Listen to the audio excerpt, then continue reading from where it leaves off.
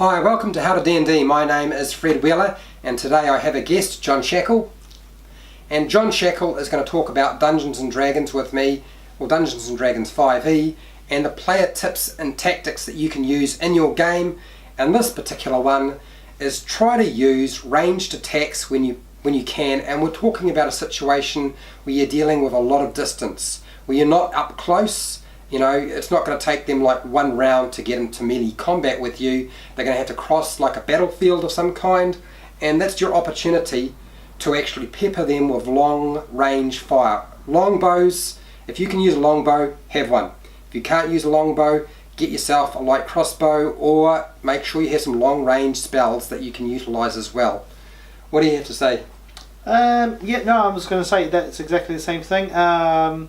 Especially, this is where the sorcerer will play a big, massive advantage over a wizard because they have the extend distance spell, so they can actually increase their distances on the spells by double. Yeah. That makes a lot of helpfulness. So why would you want to pepper your enemy rather than rushing up across the battlefield? Is if you are spending all of your turn running towards the enemy so you can get into melee, you're not making attacks. So even if you aren't very good at shooting at distance, you're better off to do it and find a place where you have cover. Step out from total cover, take your shot, move back behind total cover. That's the sensible thing to do. And even if you don't have cover and you're in an open field, look, you can shoot, drop prone. It doesn't use up any of your movement or any of your actions.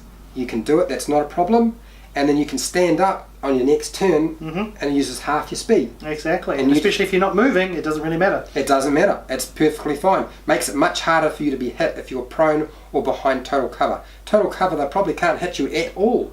No. And that will allow you to reduce the amount of damage that the party will take, which is really important for surviving.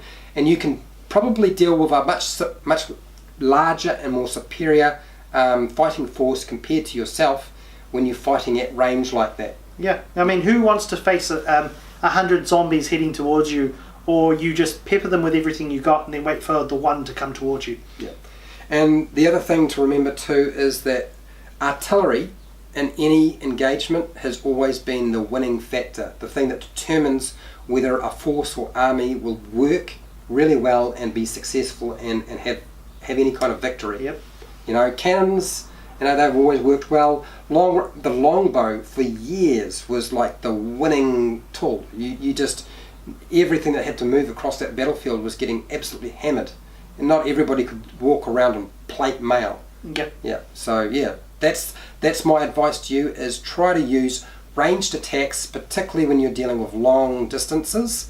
And even if you are in a situation where they're getting closer and you're making ranged attacks, there's no reason why, if you've still got space behind you... Tactical retreat. Tactical retreat. Take your shot, move back your distance, your speed, and then do it again. Yep. And then it'll make it much harder for them to engage you. They're going to run. All they're going to do is, now they're going to dash across the battlefield and they're not making shots at you. Yeah. Yeah. Okay.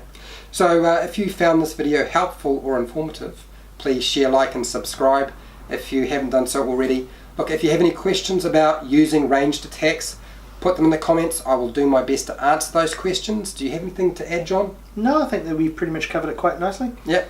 And look, till next time, keep rolling those 20s. see you later.